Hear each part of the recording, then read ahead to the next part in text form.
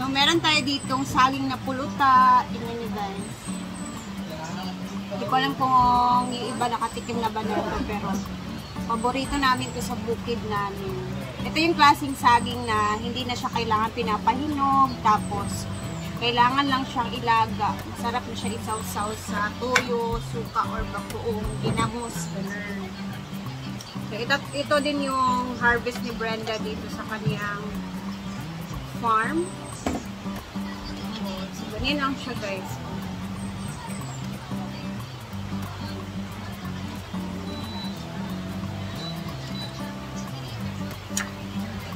Minsan, ganito lang, ito lang yung parang agahan, tanghalian namin sa bukid namin.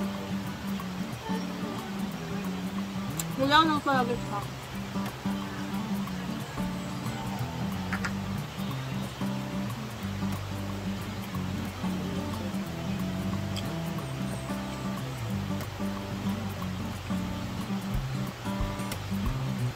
Tawag dito is puluta sa Bisaya ha. Hindi ko alam kung ano yung tawag sa Tagalog.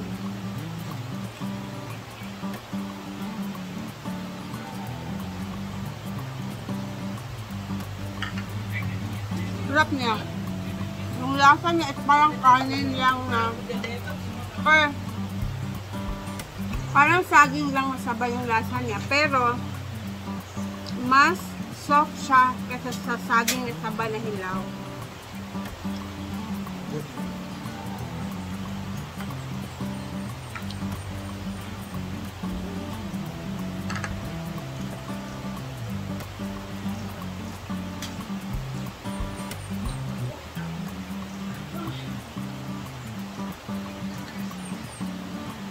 Ito na yung maging agahan.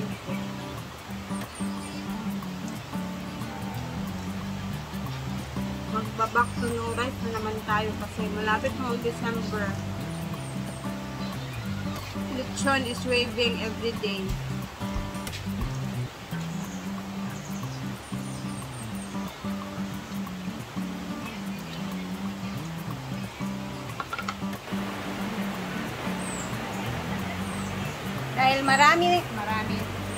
Dahil palapit nang masira ang ating mga harvest na mga papaya, eto, at gagawin natin yung juice muna para hindi masayang kasi parang ano na siya, nag-mold sa yung dito na parte.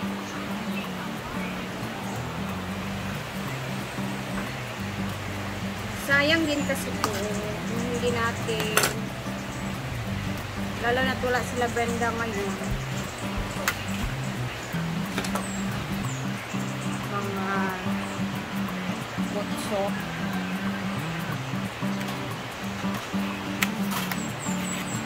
Wow.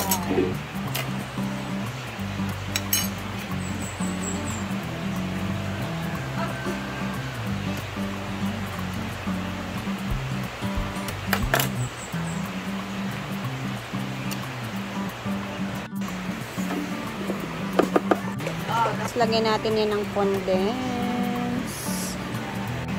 milk.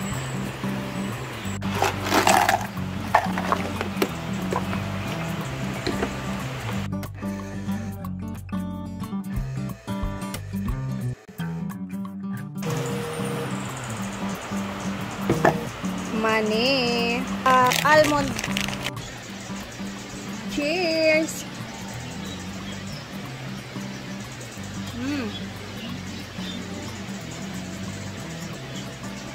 Sarap.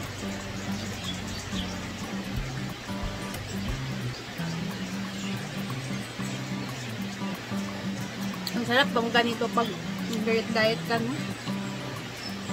Saka hindi pa nasayang yung papaya.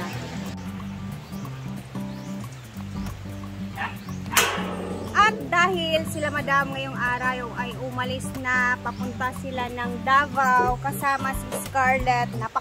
Alas 10 kanina ang umaga, umalis na sila dito sa farm. So, ang natira dito is kami na lang din. Again. So, kasama niya si Britney tsaka si Scarlett. So, bali silang tatlo. So, Davao muna si madam ngayon guys kasi magbe-birthday din si Mary yung pinupunta nila sa Davao. So, kailangan nilang pumunta doon at magkikicelebrate sila. Hindi pa pwedeng hindi sila mag-celebrate dahil they are so very close. Ganun. So, ang dami naman to. Tingin ko tong mga okra na guys kasi ang dami na sayang.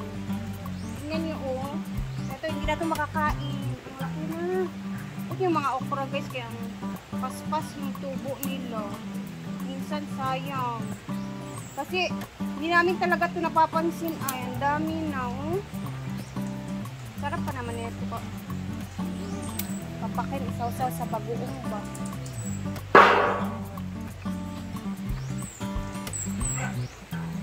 At baka masayang lang din kukunin ko na siya fresh. Kasi gusto kong since tayo ay ano na diet na naman tayo. Kukunin na natin ito kasi sayang.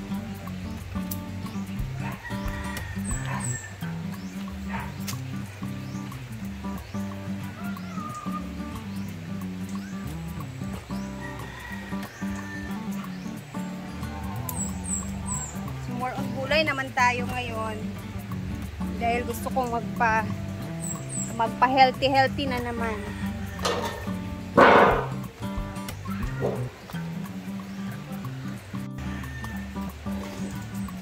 Tingnan niyo ang lalaki oh. Parang bago nga lang kami nanguha dito pero ayan na. Sayang ba? Oo. Kunin na natin yan.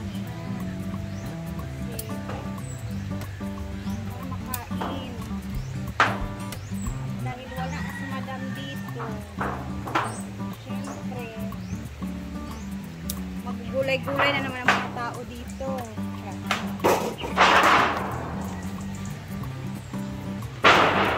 Oopsie. Taba ko.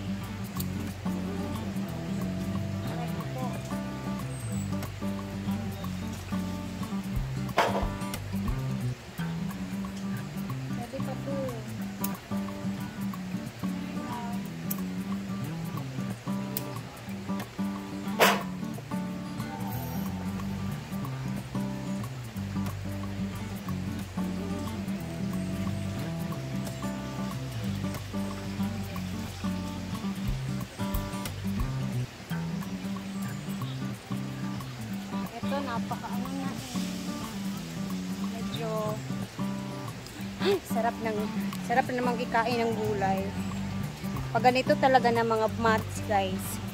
Etong October, November tsaka December, ito talaga ang pinaka the best na months na mag no rice dito sa amin ha, para sa akin or pwede naman sa inyo kasi ito talaga yung months for me kasi dito sa amin. Ito yung laging may kainan, may fiesta, 3 buwan na sunod-sunod.